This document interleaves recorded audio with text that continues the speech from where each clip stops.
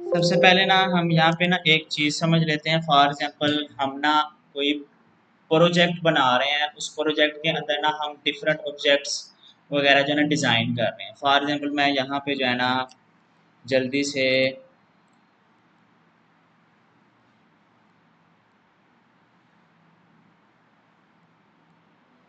समझ लें, ये मैंने एक जल्दी से जो है ना वो डिज़ाइन किया है।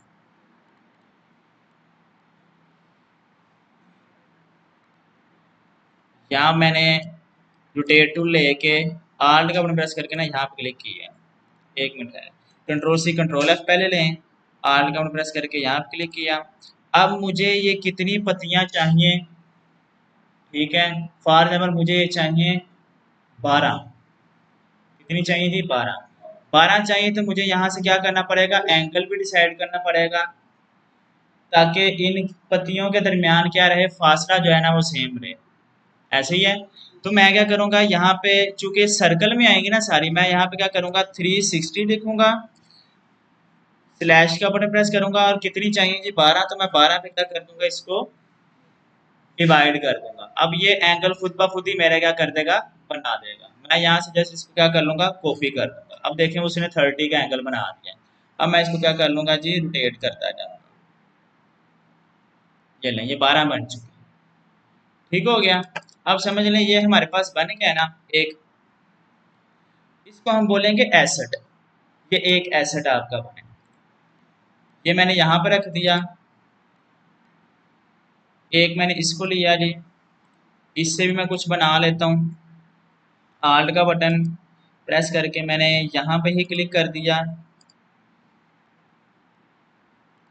और यहाँ से भी मैंने 360 डिवाइडिंग बाय, अब ये मुझे चाहिए जी 10, तो मैं 10 के ऊपर डिवाइड कर देता हूँ, कॉपी करवा लेता हूँ।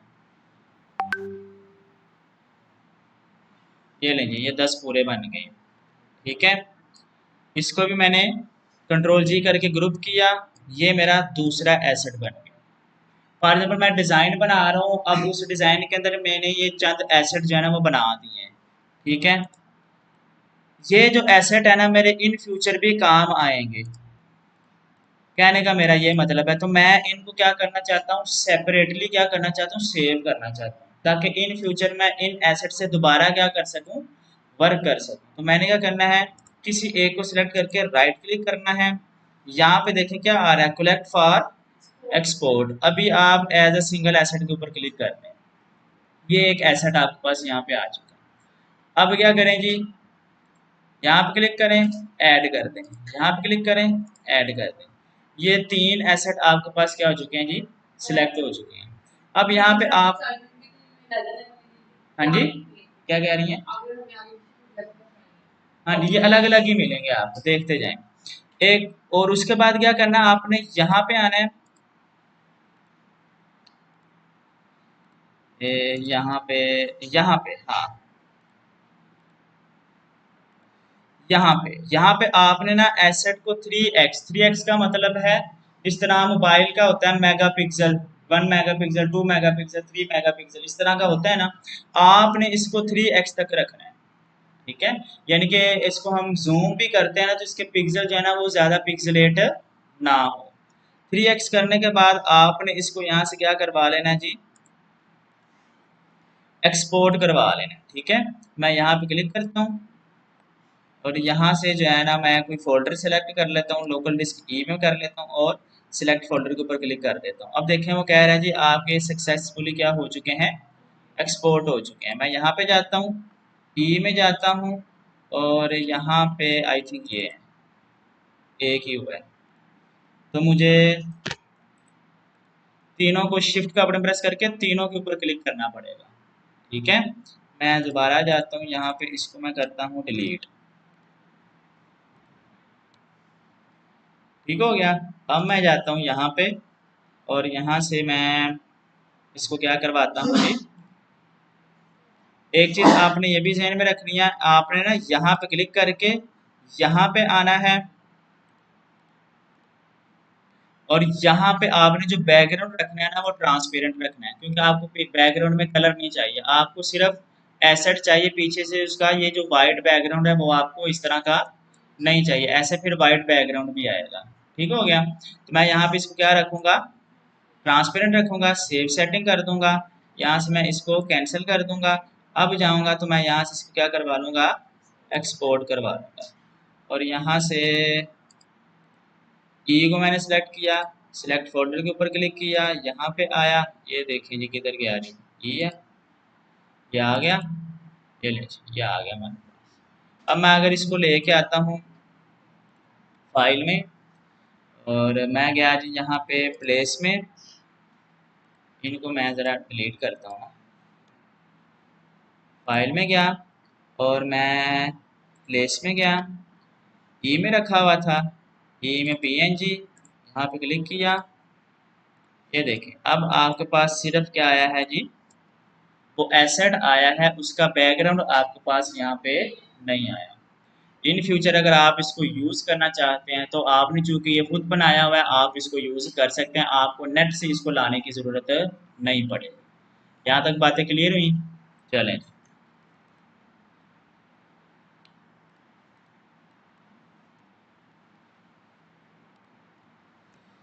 उसके बाद है जी, इफेक्ट में हम आते हैं और सबसे पहले हम यहाँ से ना एक लाइन ले लेते हैं।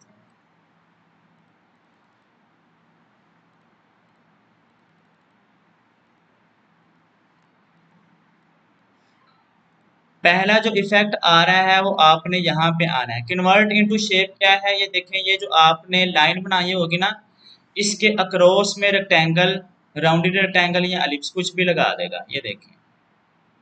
ठीक है, ये एलिप्स लगा के उसने दे दिया आपको, रेक्टेंगल लगा के दे दी उसने राउंडेड, और ये रेक्टेंगल दूसरी लगा के दे दी। ठीक है, और अगर आपने इस तरह एक आपने आर्क लगाई हुई है ऐसे, इसमें भी वो यही काम करेगा। इफेक्ट में जाएं, यहाँ पे देखें convert into shape rectangle.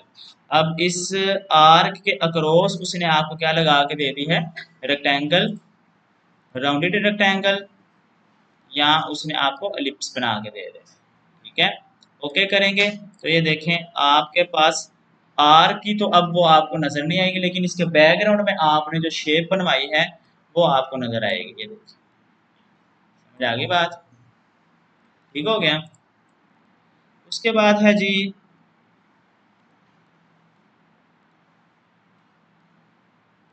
Effect में जाते हैं, आगे है जी distort and transform. Free distort के ऊपर क्लिक करते हैं, यहाँ से पकड़ के देखिए मैं इसको ऐसे कर देता हूँ, ऐसे कर देता हूँ। फ्री डिस्टोर्ट में जो करना चाहते हैं आप इसको कर दें, ओके करवा दें, तो आपकी ये लाइन ऐसी टेढ़ी हो जाएगी। मेन लाइन आपकी यही है, यहाँ से उसने उसको क्या करवा दिया जी, बस रोटेट करवा दिया। ठीक है, हाँ जी, शेप कर सकते हैं आप, इमेज करके देख लेते हैं, मैंने ऐसे की नहीं है। हाँ, मैं प्लेस करवाता हूँ यहाँ से कोई इमेज, यहाँ पे आता हूँ, ये इमेज मैंने ली, ये ले, इसको मैंने पहले एम्बेड किया, इफेक्ट्स में गया मैं, और यहाँ पे फ्री में गया, ये देखिए, ओके करवाया, इमेज के ऊपर इफेक्ट नहीं आएगा। ठीक है, हाँ, अगर आप शेप लेते हैं कोई, इसके ऊपर वर्क करते हैं, इफेक्ट, डिस्टोर्ट ट्रांसफॉर्म, अब जाके हम देख लेते हैं जी, देख लेते हैं, उसको भी देख लेते हैं। ओके, ये लें जी, इमेज को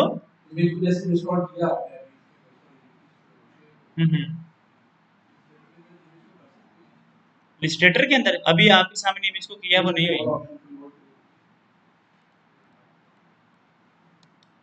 आप फिर ऐसा कर सकते हैं, देखें, ये आपने एक शेप ली, ठीक है, आप इस शेप को क्या करवा लें, डिस्टॉर्ट करवा लें।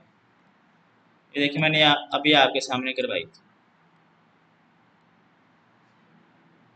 कर दी, ये हो गई।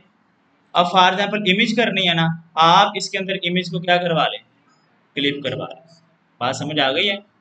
वो समझ लें, फिर आपकी क्या होगी, देखिए मैं यहाँ पे इमेज लेके आया, क्लिप करवाया, और एम्बेड करवाया, अब इसमें इमेज को क्लिप करवाना है तो शेप आपकी ऊपर होनी चाहिए और इमेज आपकी कहाँ पे होनी चाहिए, पीछे।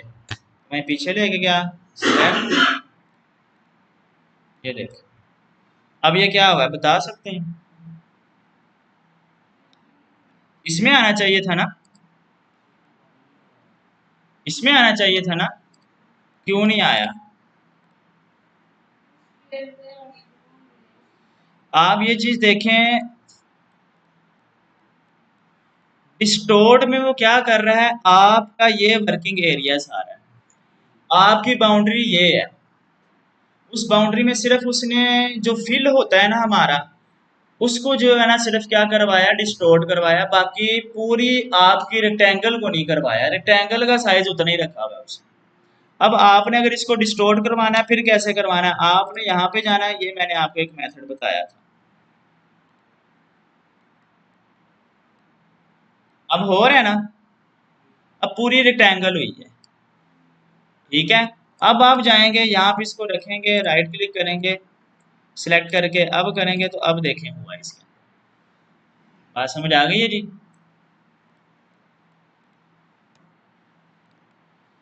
उसके बाद आता है जी,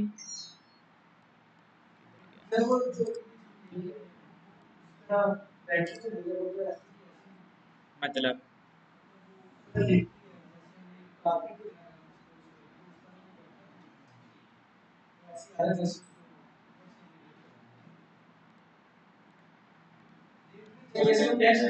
अच्छा, तो जैसे आप कह रहे हैं फॉर एग्जांपल हम टेक्स्ट ही लेते हैं ना, ये टेक्स्ट ही ले लेते हैं। आप कह रहे हैं ये लेटना चाहिए जिस तरह वो उसके अंदर था, फोटोशॉप के अंदर था, ठीक है। तो हमने ऐसे जो है ना उस मीन के साथ जो है ना उसको लटाया था, ठीक। यहाँ पे हमने ये पढ़ा था पर्सपेक्टिव डिस्टॉर्ट, ये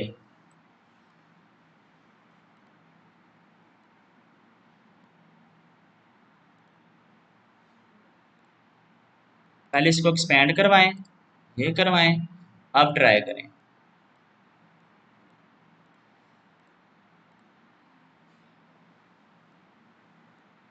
आया जी वही सीन, ठीक हो गया जी।